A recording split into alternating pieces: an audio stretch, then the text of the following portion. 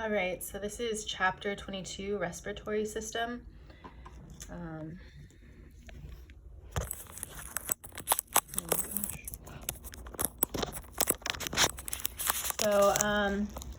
Objectives: describe the structure and functions of the organs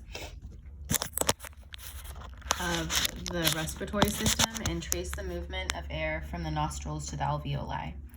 2, describe why lungs collapse or expand and the role of pulmonary surfactants. 3, discuss the 3 steps in respiration, including the following. Describe the relationship of Boyle's law to ventilation. Explain how respiratory muscles affect thoracic volume. List 3 conditions that make the alveoli well suited for the exchange of oxygen and carbon dioxide. List lung volumes and capacities. Discuss the voluntary and involuntary control of breathing, including the following. Explain the neural and chemical control of breathing. Describe common variations and abnormalities of breathing. So key terms: alveolus, Boyle's law, bronchial tree, bronchioles, bronchus, compliance, diaphragm, epiglottis, exhalation, glottis, inhalation, intercostal muscles, intrapleural pressure, larynx, lower respiratory tract, partial pressure, pharynx, phrenic nerve, pleura, pleural cavity, surface tension, surfactants, tidal volume, trachea, upper respiratory tract, ventilation, vital capacity, vocal cords.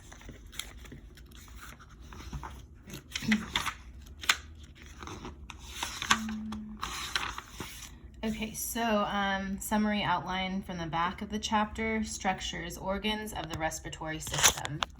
Consists of the upper and lower respiratory tracts, nose and nasal cavities. The nose and nasal cavities warm and humidify inhaled air. Olfactory receptors are located in the nose. The nasal cavities receive drainage from the paranasal sinuses and tear ducts. Pharynx, throat. The nasopharynx forms a passage for air only. The oropharynx and laryngopharynx form passageways for both air and food. Larynx, or voice box. Larynx. That's what makes the noise. The larynx is a passage for air. The epiglottis is the uppermost cartilage and covers the larynx during swallowing. Trachea, windpipe. It bifurcates into the right and left bronchi and carries air to and from the lower respiratory structures. C-shaped rings or cartilage keep the trachea open. Bronchial tree. The bronchial tree contains the bronchi, bronchioles, and alveoli. The bronchioles determine the radius of the respiratory air passages and therefore affect the amount of air that can enter the alveoli. The alveoli are tiny grape-like air sacs surrounded by pulmonary capillaries. Gas exchange occurs across the thin walls of the alveoli. Lungs. The right lung has 3 lobes and the left lung has 2 lobes. The lungs contain the structures of the lower respiratory tract. Pleural membranes. The serous membranes in the chest cavity are the parietal pleura and the visceral pleura. Serous fluid between the pleural membranes prevents friction.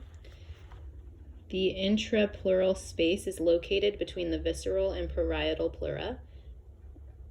For the lungs to remain expanded, the pressure in the intrapleural space must be negative. Respiratory function. Respiration includes 3 steps: ventilation, exchange of respiratory gases, and transport of respiratory gases in the blood. Ventilation, breathing. The 2 phases of ventilation are inhalation and exhalation. Ventilation occurs in response to changes in the thoracic volume, Boyle's law. Thoracic volume changes because of the contraction and relaxation of the respiratory muscles. The phrenic and intercostal nerves are motor nerves that supply the diaphragm and the intercostal muscles. Inhalation is an active process. ATP is used during muscle contraction. Unforced exhalation is passive. No ATP used. Exchange of gases. Exchange of respiratory gases occurs by diffusion across the alveoli and pulmonary capillaries. Oxygen diffuses from the air in the alveoli into the blood, while carbon dioxide diffuses from the blood into the alveoli.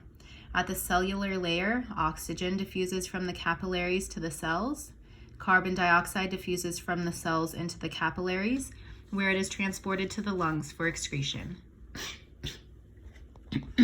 Transport of gases in the blood. Most of the oxygen is transported by the red blood cell oxyhemoglobin. The blood transports most carbon dioxide in the form of bicarbonate ion. Amounts of air. Pulmonary volumes refers to the amounts of air moved into and out of the lungs. Pulmonary volumes are illustrated in figure 22.11 and summarized in table 22.1. Vital capacity and anatomical dead space. Lung capacities are combinations of pulmonary volumes. Vital capacity is the amount of air that can be exhaled after a maximal inhalation. Anatomical dead space refers to air remaining in the large conducting passageways that is unavailable for gas exchange, approximately 150 milliliters of air. Control of breathing. Neural control of breathing. The respiratory center is located in the brainstem.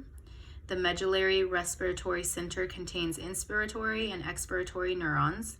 Nerve impulses travel along the phrenic and intercostal nerves to the muscles of respiration. The pneumotaxic center and apneustic center are in the pons. These centers help control the medullary respiratory center to produce a normal breathing pattern. Two other areas of the brain can affect respirations, the hypothalamus and cerebral cortex. Chemical control of breathing. Central chemoreceptors are stimulated by carbon dioxide and hydrogen, H+. Peripheral chemoreceptors are sensitive to low concentrations of oxygen and increased hydrogen ion concentration in the blood. Okay, so inspiration and expiration, those are the two phases of breathing.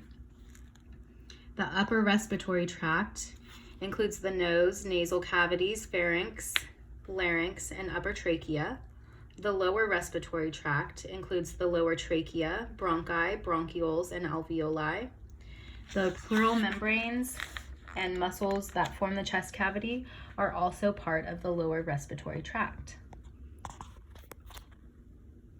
So most of these respiratory organs are concerned with conduction or movement of air through the passages.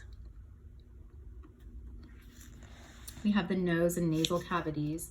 We have a left and right nasal cavity, and the partition in between is the nasal septum. The nostrils are the two openings that contain hairs that filter large particles of dust.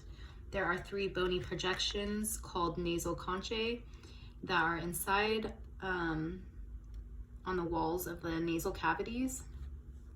These increase the surface area and support the ciliated mucous membrane, which adds warmth and moisture to the air that we breathe and traps dust, pollen, and other small particles, cleansing the air basically. So nose breathing is better than mouth breathing. We have 4 paranasal sinuses. We have the maxillary, frontal, ethmoidal, and sphenoidal sinuses. And tears from the nasolacrimal ducts also drain into the nasal cavities. The pharynx or throat is located behind the oral cavity and between the nasal cavities. There are 3 parts: the nasopharynx, the upper section, the oropharynx, the middle section, and laryngopharynx, the lower section. Both the oropharynx and the laryngopharynx are part of the digestive and respiratory system and function as a passageway for both food and air. So the pharynx conducts food toward the esophagus and also conducts air to the larynx to move towards the lungs.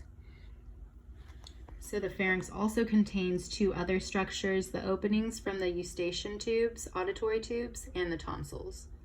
The larynx, larynx, is also called the voice box. It is located between the pharynx and the trachea. The larynx has three functions. It's a passageway for air during breathing. It produces sound, your voice, and it prevents food and other foreign objects from entering the distal respiratory structures. It's a triangular structure made primarily of cartilage, muscles, and ligaments. The thyroid cartilage is what we call the Adam's apple in men. The epiglottis is another cartilaginous structure located at the top of the larynx. And it's a flap that covers the opening of the trachea during swallowing so that food does not enter the lungs. The larynx is called the voice box. It has the vocal cords. It's composed of muscle and elastic ligaments and covered by a mucous membrane. The glottis is the space between the vocal cords. There are two types of vocal cords, a false and a true. The false do not produce sound, and the true do produce sound. So down the wrong way, the pharynx acts as a passageway for food, water, and air. Food and water should not enter the larynx, though. And that's achieved by the process or the use of the epiglottis covering the trachea during swallowing.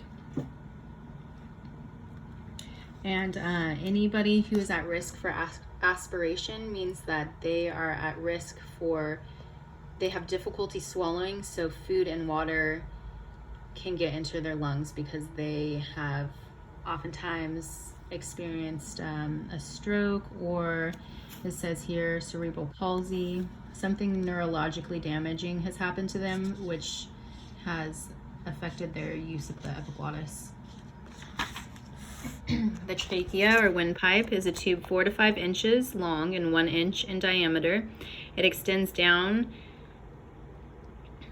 from the larynx downward into the thoracic cavity and splits into the right and left bronchi. And where it splits, that point is called the carina, C-A-R-I-N-A.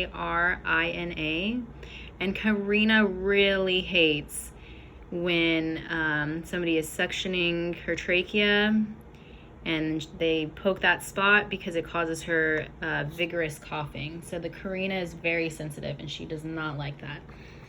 And the purpose of the trachea, it conducts air to and from the lungs. So keeping it open, the C-shaped rings of cartilage partially surround the trachea, and that's what keeps it open. The bronchial tree consists of the bronchi, bronchioles, and alveoli. So the bronchi, there's a right and a left one. And then they branch into secondary bronchi. The primary bronchi enter the lungs at a region called the hilus. And that is just right below, or like that's part of the carina. On page 409, you can see the picture. And because of the heart toward the left side of the chest, the left bronchus is narrower and positioned more horizontally than the right bronchus. The right one is shorter and wider and shoots like vertically downward.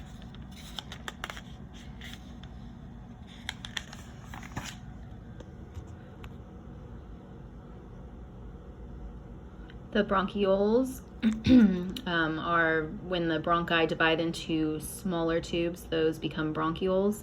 And these are smooth muscle and contain no cartilage.